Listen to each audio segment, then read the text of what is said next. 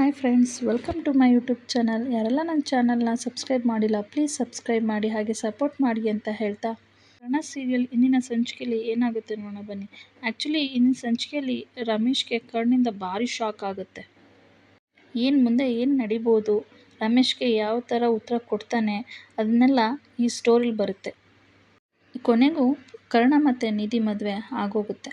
ಕರ್ಣ ಇಷ್ಟಪಟ್ಟಂಗೆ ನಿಧಿನ ಮದುವೆ ಆಗ್ತಾರೆ. ಎಲ್ಲೋ ಒಂದು ಕಡೆ ನಾನು ಇಷ್ಟಪಟ್ಟಿದ್ದ ಹುಡುಗಿ ಮದುವೆ ಆದೆ ಅಂತ ನೆಮ್ಮದಿ ಖುಷಿ ಇದ್ದರೂ ಕೂಡ ಏನೋ ಒಂಥರ ಇನ್ನೊಂದು ಕಡೆ ಭಯ ಆತಂಕ ಹೆಚ್ಚು ಕರ್ಣನ ಮನಸ್ಸಲ್ಲಿ ಕಾಡ್ತಿರುತ್ತೆ. ನಿಧಿ ಮದುವೆ ಆದೆ ಅನ್ನೋ ಖುಷಿಲಿ ಇದ್ದರೆ ಇನ್ನೊಂದು ಕಡೆ ನಿಧಿ ಜೀವನಕ್ಕೆ ನಾನು ಅಡ್ಡಿ ಆಗಬಾರ್ದು ಅಂತ ಹೇಳಿ ಮನೆ ಬಿಟ್ಟು ಹೋಗೋಕ್ಕೆ ರೆಡಿಯಾಗಿರ್ತಾಳೆ. ತನ್ನ ಅಜ್ಜಿ ಕರ್ಕೊಂಡು ಇಲ್ಲಿಂದ ಹೋಗಬೇಕು ಅಂತ ಹೇಳಿ ಲಗೇಜ್ ತೊಗೊಂಡು ಹೊರಡಬೇಕಾದ್ರೆ ಕರ್ಣ ಫ್ಯಾಮಿಲೀಸ್ ಎಲ್ಲ ಬರ್ತಾರೆ. ಅಲ್ಲಿ ರಮೇಶ್ ಕೂಡ ಅವರು ಇರ್ತಾರೆ. ನಿಧಿ ಕರ್ಣ ಲೈಫ್ನ ಹಾಳು ಮಾಡಿರೋದು ರಮೇಶ್ ಅಂತ ದೊಡ್ಡ ಸತ್ಯ ಒಂದು ಸ್ಫೋಟ ಆಗುತ್ತೆ. ಅದು ಹೇಗೆ ಅಂತಂದರೆ, ಮನೆ ಬಿಟ್ಟು ಹೋಗಬೇಕು ಅಂತ ಲಗೇಜ್ ತೊಗೊಂಡು ಬಂದು ಮನೆಯವ್ರಿಗೆ ಹೇಳ್ತಾಳೆ, ನಾನು ಇಲ್ಲಿರೋದು ಸರಿ ಇಲ್ಲ, ನಾನು ಮತ್ತು ಅಜ್ಜಿ ಇಬ್ಬರು ಹೊರಡ್ತೀವಿ, ನಿಮ್ಮ ಲೈಫ್ ಚೆನ್ನಾಗಿರಬೇಕು ಅಂತ ಹೇಳ್ತಾ ಇರಬೇಕಾದ್ರೆ ಕರ್ಣ, ನೀವು ಎಲ್ಲೋದ್ರೂ ಲೈಫ್ ಚೆನ್ನಾಗಿರೋದಿಲ್ಲ, ಅದಕ್ಕೆ ಕಾರಣ ನಿಮಗೆ ಗೊತ್ತಾಗಬೇಕು ಅಂದರೆ ನೀವು ವೆಯ್ಟ್ ಮಾಡಬೇಕು ಅಂತ ಕರ್ಣ ಹೇಳ್ತಾರೆ. ಆಗ ಒಂದು ಸ್ಟೋರಿ ಹೇಳ್ತೀನಿ ಅಂತ ಕರ್ಣ ಒಂದು ಸ್ಟೋರಿ ಹೇಳೋಕ್ಕೆ ಸ್ಟಾರ್ಟ್ ಮಾಡ್ತಾರೆ. ಒಂದು ಊರಲ್ಲಿ ರಾಜ್ಕುಮಾರಿರು ಇರ್ತಾರೆ, ಇಬ್ಬರು ಅಕ್ಕ ತಂಗಿರು. ಅಕ್ಕ ಪ್ರೀತಿಸಿರೋ ಹುಡುಗ ಮದುವೆ ಆಗಬೇಕು ಅನ್ನೋಷ್ಟರಲ್ಲಿ ಅದು ಕ್ಯಾನ್ಸಲ್ ಆಗಿ ಅಕ್ಕ ತನ್ನ ಪ್ರೀತಿನ ಕಳ್ಕೊಂಡು ತಂಗಿ ಪ್ರೀತಿ ಮಾಡ್ತಿರೋ ಹುಡುಗನ್ನ ಪ್ರೀತಿಸೋ ಹಾಗೆ ಮಾಡ್ತಾರೆ. ಅವ್ರ ಲೈಫ್ನ ಹಾಳು ಮಾಡ್ತಾ ಇರೋ ವ್ಯಕ್ತಿ ನಗ್ತಾ ಆನಂದವಾಗಿರ್ತಾರೆ ಅಂತ ಕೇಳಿದಾಗ ಅಜ್ಜಿ ಅಂತಾರೆ, ಅಕ್ಕ ತಂಗಿರು ಅಂದರೆ ನಿಧಿ ವಿಷಯನಾ ಅಂತ ಕೇಳ್ತಾರೆ.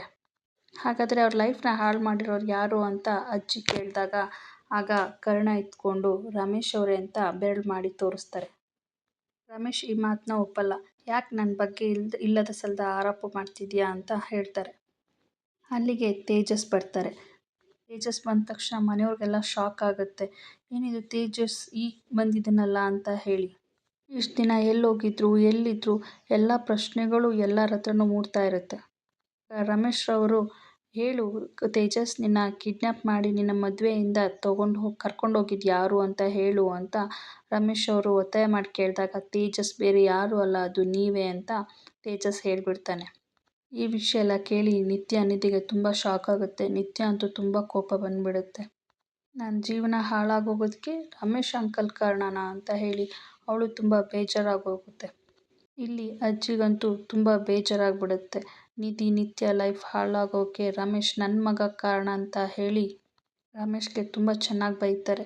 ನೀನು ನನ್ನ ಗಂಡನ ಹೆಸರು ಉಳಿಸಲ್ಲ, ನನ್ನ ಗಂಡನ ಹೆಸರು ಹಾಳು ಮಾಡ್ತಿದ್ಯಾ, ನೀನು ನನ್ನ ಮಗ ಆಗೋಕ್ಕೆ ಲಾಯಕ್ಕೇ ಇಲ್ಲ ಅಂತ ಹೇಳಿ ಚೆನ್ನಾಗಿ ಬೈದು ಮನೆಯಿಂದ ಆಚೆ ಹಾಕ್ತಾರೆ. ಬಟ್ ಆದರೆ ಇಲ್ಲಿ ರಮೇಶ್ ಅವರೇ ಇದನ್ನೆಲ್ಲ ಮಾಡಿದ್ದಾರೆ, ಯಾವುದಕ್ಕೋಸ್ಕರ ಮಾಡಿದ್ರು, ಅಥವಾ ಇಲ್ಲಿ ಇನ್ನೊಬ್ಬರು ವಿಲನ್ ಎಂಟ್ರಿ ಕೊಟ್ಟಿದ್ದಾರೆ ಕರ್ಣನ ಲೈಫಲ್ಲಿ, ಆ ವಿಲನ್ ಕರ್ಣಂಗೆ ಗೊತ್ತಿದ್ದಾರಾ ಹೇಗೆ, ಅಥವಾ ಅವ್ರ ಕರ್ಣವ್ರ ತಾತನ ಕಡೆಯಿಂದ ವಿಲನ, ಅವ್ರ ಕಡೆ ಏನಾದ್ರು ವಿಲನ್ ಆಗಿದ್ದಾರಾ ಹೇಗೆ, ಅವರಿಂದ ಏನು ಪ್ರಾಬ್ಲಮ್ ಆಗಿದೆ, ಕರ್ಣನಿಂದ ಏನು ಪ್ರಾಬ್ಲಮ್ ಆಗಿದೆ ಅಂತ ಅನ್ನೋದು ಮುಂದಿನ ಸಂಚಿಕೆಯಲ್ಲಿ ನಾವು ನೋಡ್ಬೋದು. ಬಟ್ ಆಗ್ತವೆ, ವೆಯ್ಟ್ ಮಾಡ್ತಾ ಇರಿ, ಹಾಗೆ ಸಬ್ಸ್ಕ್ರೈಬ್ ಮಾಡಿ, ಸಪೋರ್ಟ್ ಮಾಡಿ. Thank you.